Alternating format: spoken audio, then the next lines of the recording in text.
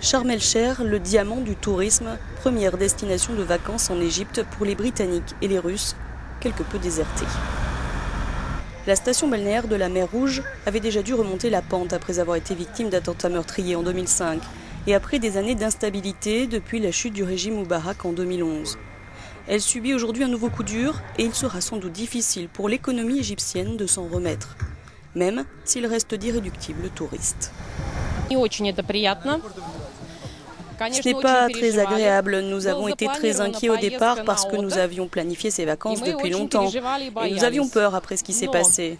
Mais ensuite, nous avons discuté avec notre agent de voyage et il nous a rassurés, explique cette touriste russe.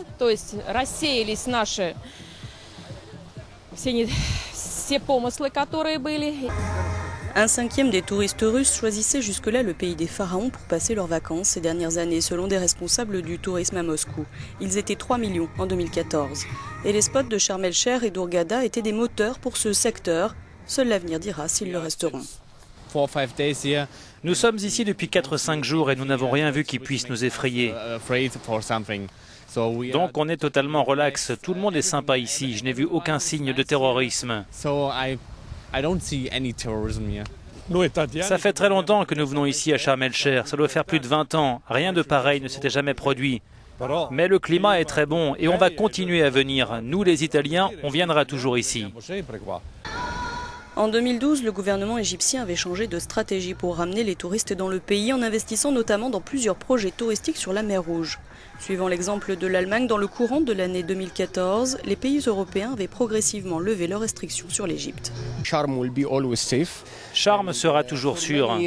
Et depuis de nombreuses années, des gens ont essayé de faire couler Sharm. De petits accidents, ça peut arriver n'importe où dans le monde. Mais quand on parle de l'Égypte, tout devient énorme et s'apparente à un désastre. Et tout devient terrible alors que, comme vous le voyez, notre pays est sûr et il en sera toujours ainsi. Et personne, quelles que soient les circonstances, ne fera tomber notre pays. Certains touristes ont choisi de montrer leur solidarité en déployant cet immense drapeau égyptien sur l'une des plages de Sharm el-Sheikh devant nos caméras. L'impact sur le tourisme égyptien, qui était déjà en difficulté, est grave. Le tourisme, importante source de revenus pour l'économie égyptienne, est dépassé par cette crise.